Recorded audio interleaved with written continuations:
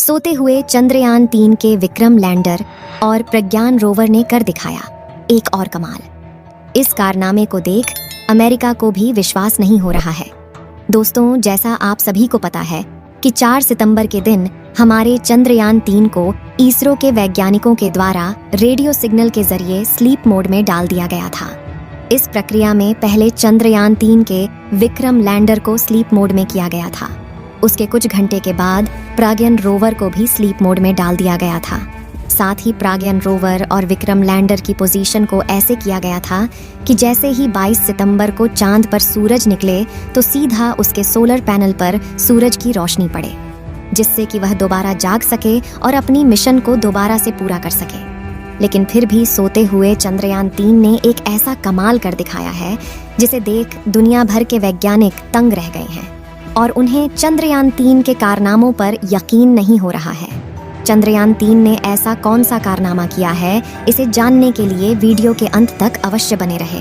इसरो के वैज्ञानिकों ने विक्रम लैंडर को स्लीप मोड में डालने से पहले एक और कमाल कर दिखाया था, जिसमें चंद्रयान 3 के विक्रम लैंडर के चारों थ्रस्टर्स यानी इंजन को चालू करके इसे 30 से 40 सेंटीमीटर ऊपर की तरफ उठाया जाता है और उसके बाद इसके स्थान को चेंज करके इसे दूसरी जगह पर लैंड कराया जाता है। आपको जानकारी के लिए बता दें कि चंद्रयान 3 के लैंडर को दोबारा से उड़ने के लिए नहीं बनाया गया था।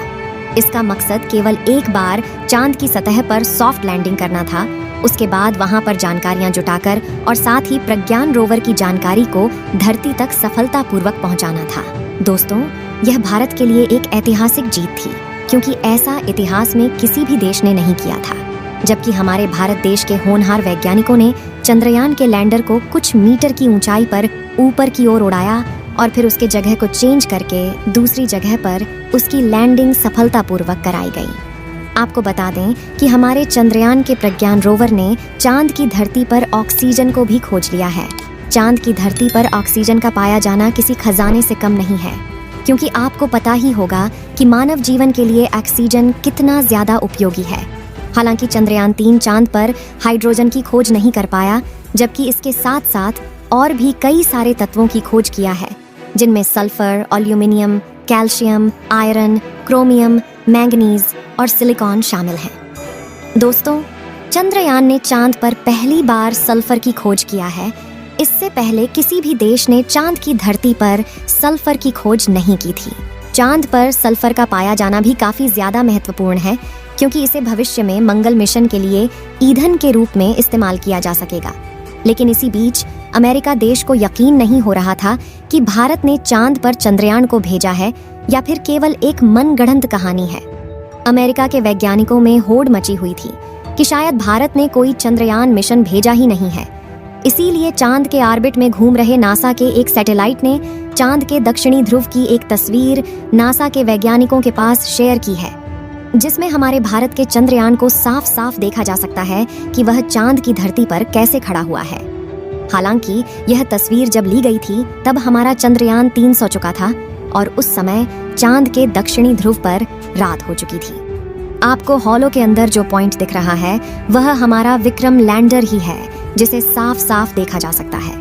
इस तस्वीर को देख अमेरिका के वैज्ञानिकों को विश्वास हुआ कि वास्तव में चंद्रयान की लैंडिंग दक्षिणी ध्रुव पर सफलतापूर्वक की गई है। जैसा कि आपको मालूम होगा कि हमारे चंद्रयान 3 के साथ ऑर्बिटर को नहीं भेजा गया था, क्योंकि चांद की कक्षा में चंद्रयान 2 का ऑर्बिटर पहले से ही घूम रहा था और वैज्ञानिकों ने चांद की कक्षा में घूम रहे चंद्रयान 2 के ऑर्बिटर को ही इस्तेमाल करके चंद्रयान 3 के डाटा को साझा किया था। इसी बीच चंद्रयान 2 के ऑर्बिटर ने सोते हुए प्रज्ञान रोवर और विक्रम लैंडर की एक तस्वीर ली है, जिसमें विक्रम लैंडर और प्रज्ञान रोवर साफ साफ नजर आ रहे हैं। यह बात भी दुनिया भर के वैज्ञानिकों को हैरान कर रही है कि आखिर जो मिशन साल 2019 में फेल हो गया था, उस मिशन के ऑर्बिटर ने चंद्रयान 3 के साथ कैसे संपर्क बनाए हुए हैं। इस समय चंद्रयान 3 का प्रज्ञान और विक्रम लैंडर स्लीप मोड में है और जल्द ही 22 सितंबर के दिन इसे फिर से जाग कर अपने मिशन को पूरा करना होगा। जैसा कि आपको मालूम होगा कि चंद्रयान के प्रज्ञान रोवर का चांद पर हाइड्रोजन की खोज करना बाकी है, लेकिन वैज्ञानिकों का कहना है कि वह प्रज्ञान रोवर और विक्रम लैंडर का चांद पर पुनः जागना नामुमकिन सा लग रहा है।